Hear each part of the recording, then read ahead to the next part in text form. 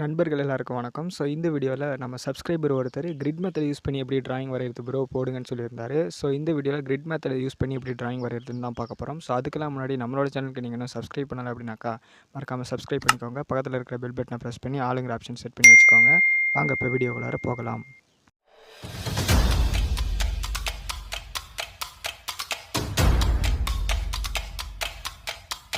Grid மெத்தடுக்கு நமக்கு வேண்டியது first ஒரு அப்ளிகேஷன். உங்களோட மொபைல் ஃபோனை எடுத்துக்கோங்க. ஸோ அதில் வந்து கூகுள் ப்ளே ஸ்டோர் இருக்கும் இல்லையா? ஸோ அதில் ஓப்பன் பண்ணிக்கோங்க.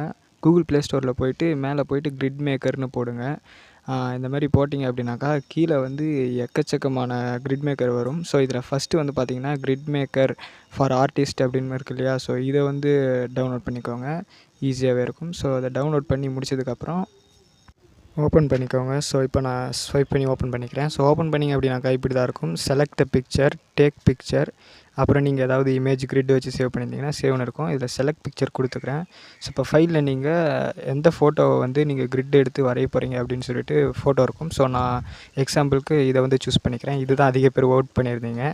ஸோ இந்த பிக்சர் எடுத்தோன்னே அவங்களே ஒரு கிரிட்டெல்லாம் போட்டு கொடுத்துருவாங்க. ஸோ இது வந்து நிறைய கட்டங்கள்லாம் போட்டு இருக்குது. ஒருவேளை உங்களுக்கு இந்த கட்டம்லாம் கொஞ்சம் பெருசாக வேணும் அப்படின்னு நினச்சிங்கனாலும் மாற்றிக்கலாம். ஸோ இப்போ இந்த ரோஸில் போயிட்டு நான் வந்து 4 கொடுத்துக்கிறேன். கீழே ஆப்ஷன் இருக்கும். ஸோ இப்போ காலம்ஸில் வந்து போயிட்டு அடிச்சுட்டு 4 கொடுத்துக்கிறேன். இப்போ 3 இருக்குது பார்த்தீங்கன்னா 4 கொடுத்துக்கிறேன். கொடுத்துட்டு டன் கொடுத்தேன் அப்படின்னாக்கா பார்த்தீங்கன்னா தெரியும் இந்த கட்டம்லாம் எனக்கு சின்னதுலேருந்து கொஞ்சம் பெருசாக மாறிடுச்சு. இப்போ இந்த கட்டம் எனக்கு போதும் அப்படிங்கிறதுக்காக நான் சேவ் பண்ணிக்கலாம்னு நினைக்கிறேன். ஸோ இப்போ கீழே ஸ்வைப் பண்ணிக்கிட்டே வந்தீங்கன்னா கீழே நிறைய ஆப்ஷன் இருக்கும். ஸோ அதில் வந்து சேவ்னு இங்கே ஆப்ஷன் இருக்குது. அப்புறம் இமேஜ் வந்து பார்த்திங்கன்னா கீழே இருக்கும் ஜேபிஜி, பிஎன்ஜி, டபிள்யூபி அப்படின்னு சொல்லிட்டு ஏதோ இருக்குது. ஸோ இதில் வந்து நம்ம ஜேபிஜி கொடுத்து சேவ் பண்ணிக்கலாம். சேவ் பண்ணுறப்போ ஃபோல்டர் கேட்கும். நீங்கள் எந்த ஃபைலில் போய்ட்டு சேவ் பண்ணிக்கலாம் அப்படின்னு சொல்லிட்டு கேட்கும். எந்த ஃபோல்டர்னு சூஸ் பண்ணிவிட்டு அலோவ் கொடுத்தீங்க அப்படின்னாக்கா சேவ் கொடுத்துருங்க. இப்போ வந்து பார்த்திங்கன்னா இமேஜ் வந்து சேவ் ஆகிடும் உங்களோட கேலரிக்கு. ஃப்ரெண்ட்ஸ் என்கிட்ட 2 மொபைல் ஃபோன் இல்லை. அதனால் நான் அந்த பிக்சரை வந்து கிரிட் போட்ட பிக்சரை வந்து பிரிண்ட் எடுத்து வச்சுருக்கேன். ஸோ இதில் வந்து கலருக்காக நான் ப்ளூ கலர் பென் யூஸ் பண்ணி அந்த ரோவும் காலமும் போட்டிருக்கேன். அதாவது அந்த கட்டம் கட்டியிருக்கேன்னு சொல்லலாம் நம்மளுக்கு புரிகிற தமிழில். ஸோ பார்த்தீங்கன்னா தெரியும். நான் எந்த பிக்சர் சேவ் பண்ணனோ அதே மாதிரி இதில் கட்டம் போட்டு வச்சுட்டேன். ஸோ இதை வந்து நம்ம இப்போ வந்து இந்த பேப்பரில் ஒரு ஒயிட் பேப்பராக இல்லைனா சார்ட்டாக கூட இருக்கலாம், ட்ராயிங் ஷீட்டாக கூட இருக்கலாம். ஸோ இதில் வந்து நம்ம இந்த கட்டத்தை வந்து போட போகிறோம். ஃப்ரெண்ட்ஸ் இப்போ நெக்ஸ்ட்டு வந்து பார்த்திங்கன்னா இந்த லைனெல்லாம் நம்ம கரெக்டான சென்டிமீட்டரில் வச்சு போடணும் அப்படின்னாக்கா ஃபஸ்ட்டு நம்ம வந்து நடுவில் வந்து ஒரு சென்டர் பாயிண்ட், கரெக்டான சென்டர் பாயிண்ட்டில் வந்து ஒரு கோடு வந்து போட்டுக்கணும். ஸோ இப்போ நான் போட்டுட்ருக்கேன் இல்லையா, இந்த மாதிரி போட்டு முடிச்சுட்டு இப்போ லெஃப்ட் சைட்லேயே ஒரு பாதி இருக்குது, ரைட் சைடில் ஒரு பாதி இருக்குது. ஸோ இப்போ லெஃப்ட் சைடில் வந்து சென்டர் பாயிண்ட் எதுன்னு பார்க்குறேன். ஸோ இதுதான் சென்டர் பாயிண்ட் பார்த்திங்கனாலே தெரியும். ஸோ இந்த சென்டர் பாயிண்ட்டை கரெக்டாக மெஷர் பண்ணிக்கிட்டு இங்கே வந்து ஒரு லைன் போடுறேன். ஏன்னா நம்ம போட்டது வந்து பார்த்திங்கன்னா அந்த கட்டம் வந்து 4 தான் இருக்குது. ஓகேங்களா? பார்த்தா தெரியும் உங்களுக்கு அந்த பிக்சரில். இப்போ இதே மாதிரி ரைட் சைடும் பாருங்கள். ரைட் சைடில் எது சென்டர் பாயிண்ட்டுன்னு கரெக்டாக பார்த்து அந்த சென்டர் பாயிண்ட்டை யூஸ் பண்ணி லைன் போட்டுக்கிறேன். இதே மாதிரி நீங்களும் வந்து கிரிட் மெத்தடில் எந்த லைன் நீங்கள் எப்படி போட்டிருக்கீங்களோன்னு பாருங்கள். ஒரு லைனுக்கும் இன்னொரு லைனுக்குமான கேப்பை வந்து கவனித்து போட்டுருங்க. ஸோ இது வந்து பார்த்திங்கன்னா மேலேருந்து கீழே எடுக்கிற கோடு வந்து முடிஞ்சிடுச்சு. இப்போ கீழே இருக்கு இல்லையா, சைடில் இருக்கக்கூடிய கோடு. ஸோ இப்போது இந்த இடத்துல வந்து பார்த்திங்கன்னா ஒரு 5 கோடு இருக்கும். ஸோ அதை வந்து நம்ம இப்போ போட போகிறோம். ஓகே ஃப்ரெண்ட்ஸ், இப்போ இந்த சைடில் இருக்கக்கூடிய லைன்ஸ் எல்லாம் நம்ம போடணும். ஸோ இதுக்கு வந்து பார்த்திங்கன்னா இந்த பிக்சரில் நம்ம ஒரு ஸ்கேல் வச்சு அளந்துக்கலாம். இப்போ பார்த்திங்கன்னா எனக்கு 2.5 சென்டிமீட்டர் வந்து இந்த பாக்ஸ் இருக்குது. ஸோ அந்த பிக்சரில் இருக்குது. ஸோ இதே வந்து நம்ம யூஸ் பண்ணி இந்த பேப்பரில் போட முடியாது. ஏன்னா பேப்பருக்கு வந்து சைஸ் பெருசு, அதனால் மாறும். ஸோ இப்போ இந்த பேப்பரில் வந்து நம்ம அந்த பிக்சரில் வந்து 2.5 சென்டிமீட்டர் வந்து அந்த ஒரு பாக்ஸ் இருக்குது அப்படின்னாக்கா, இப்போ இந்த பிக்சரில் வந்து அதை டபுள் மடங்கு ஆக்குங்க. 2.5 சென்டிமீட்டர்னால் டபுள் பண்ணால் 5 வருது. ஸோ அது கூட வந்து இன்னும் ஒரு 5 சென்டிமீட்டர்ன்ற பாருங்க, ஒரு 1/2 சென்டிமீட்டர் சேர்த்துக்கிட்டிங்க அப்படின்னாக்கா 5.5 சென்டிமீட்டர் வரும். ஸோ அப்படி வச்சோம் அப்படின்னாக்கா கரெக்டாக அந்த பாக்ஸ் வரும். ஸோ நீங்கள் இதே மாதிரி தான் மற்ற பிக்சரில் நீங்கள் வரையும் போது கூட அந்த ஒரு பாக்ஸோட சைஸ் என்ன அளக்குறீங்களோ அதை வந்து டபுள் பண்ணி அது கூட ஒரு ஒன்றில் பாதி இருக்கும் இல்லையா, அதை சேர்த்துட்டு அதுக்கப்புறம் நீங்கள் வந்து ஒரு பாக்ஸ் போட்டிங்கன்னா கரெக்டாக இருக்கும். ஸோ இப்போ இதே தான். இப்போ 5.5 சென்டிமீட்டர் வந்து போடுறேன். அந்த பிக்சரில் வந்து 2.5 சென்டிமீட்டர் இருந்துச்சு. இதில் வந்து 2.5 வந்து டபுள் பண்ணால் 5 வருது இல்லையா, அந்த 5 கூட ஒரு 1/2 சேர்த்துக்கிட்டேன். அவ்வளோதான். நல்லா புரியும்னு நினைக்கிறேன். இப்போ அதே மாதிரி 1.5 அதான் 2.5 இருந்ததை 5.5 சென்டிமீட்டர் வச்சு நான் வந்து இந்த பாக்ஸை போடுறேன். ஸோ நெக்ஸ்ட் பாக்ஸும் அதே தான். ஒவ்வொரு பாக்ஸுமே இப்போது இருக்கக்கூடிய அந்த 4 பாக்ஸுமே நான் அப்படி தான் போடுறேன். பார்த்தீங்கன்னா தெரியும். 5.5ல் வச்சு இப்போ வந்து நான் மேலேயும் கோடு போட போகிறேன்.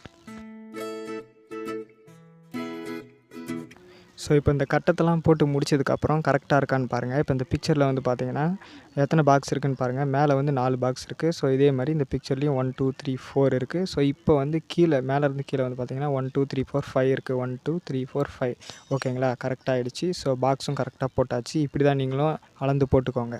இப்போ நம்ம வரைய ஸ்டார்ட் பண்ணிடலாம். ஸோ இப்போ வந்து நம்ம எப்பவுமே தலையிலேருந்துலாம் ஸ்டார்ட் பண்ணாதீங்க. உங்களுக்கு எப்படி பிடிக்குமோ என்னன்னு எனக்கு தெரியாது. எப்பவுமே அந்த கண்ணுலேருந்து ஸ்டார்ட் பண்ணிங்கன்னா தான் அந்த ஒரு படம் வந்து கரெக்டாக வரும். ஸோ இப்போ இந்த கண் வந்து பார்த்தீங்கன்னா எந்த பாக்ஸில் இருக்குதுன்னு பாருங்கள். கீழே இருந்து 1 2 அதாவது இந்த சைடில் வந்து 2வது பாக்ஸு 1 2 3 3rd பாக்ஸில் இருக்குது. ஸோ அந்த 3rd பாக்ஸில் தான் அந்த கண் ஸ்டார்ட் ஆகுது. அதாவது இந்த லெஃப்ட் சைடில் இருந்து 2வது பாக்ஸு, மேலேருந்து பார்த்தாலும் 3rd பாக்ஸ் தான், கீழே இருந்து பார்த்தாலும் இந்த 3rd பாக்ஸ் தான். ஸோ அதுலேருந்து இந்த கண் ஸ்டார்ட் ஆகுது. ஸோ நம்ம வந்து இப்போ நம்ம போட்டிருக்கக்கூடிய கட்டத்தில் பாருங்கள் 1 2 3. ஸோ இந்த பாக்ஸில் தான் கீழே இருந்து பார்த்தாலும் இதே பாக்ஸ் தான். ஸோ இந்த இடத்துல தான் கண் வந்து ஸ்டார்ட் ஆகுது. ஸோ அந்த கண் நம்ம வரைகிறப்போவும் இதில் வந்து நம்ம அந்த லைன்ஸ் அந்த கேப்லாம் பார்த்து தான் வரையணும். ஸோ இப்போ நான் வரைகிறேன் பாருங்கள். இந்த இடத்துலேருந்து இப்போ அந்த கண் ஸ்டார்ட் ஆகுது. ஸோ அதனால் நான் இந்த இடத்துலேருந்து வரைகிறேன். இப்போ நீங்கள் கிரிட் மெத்தட் யூஸ் பண்ணி வரைஞ்சாலும் எந்த மெத்தட் யூஸ் பண்ணி வரைஞ்சாலும் சரி, இப்போ நீங்கள் ஒரு கண் வரைகிறீங்க அப்படின்னாக்கா அந்த கண்ணுக்கும் அப்புறம் ஒரு புருவம் வரைகிறீங்கன்னா அந்த கேப்பும் எங்கே இருக்குதுன்னு பாருங்கள். இந்த கண்ணுக்கும் அந்த புருவத்துக்குமான கேப் நோட்டீஸ் பண்ணி வரைங்க. ஸோ இப்போ இந்த கிரிட் மெத்தடில் நான் ரைட் கண் வரைஞ்சிட்ருக்கேன்னா அதில் பாதி கண் வந்து பார்த்திங்கன்னா இன்னொரு பாக்ஸில் இருக்குது. இன்னொரு பாதி கண் வந்து பார்த்திங்கன்னா இன்னொரு பாக்ஸில் இருக்குது. ஸோ அந்த மாதிரி பாக்ஸ் வந்து நோட்டீஸ் பண்ணுங்கள். ஒரு பார்ட் இப்போ மூக்கு இருக்குன்னா அது ஒரு பாக்ஸில் தான் இருக்கணும்னு ஒன்றும் அவசியம் இல்லை.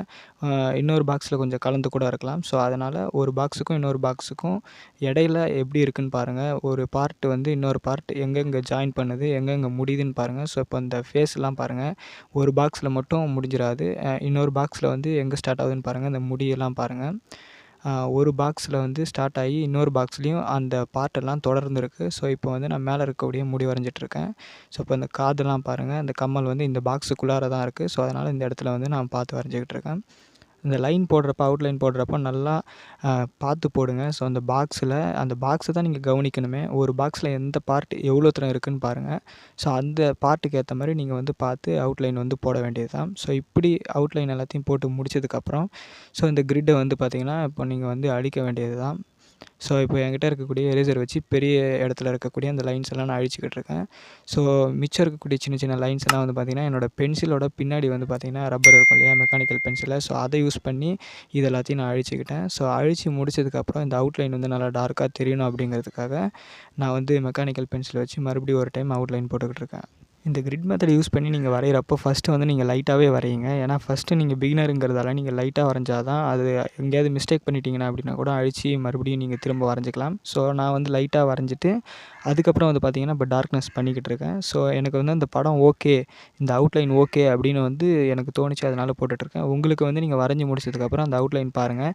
ஓகே, இந்த அவுட்லைன் கரெக்டாக இருக்குது அப்படின்னு தோன்ற பட்சத்தில் நீங்கள் வந்து திரும்பவும் அதெல்லாம் அழிச்சிட்டு கிரிட்டெல்லாம் அழிச்சிட்டு நீங்கள் அவுட்லைன் வந்து டார்க்னஸ் பண்ணிக்கலாம்.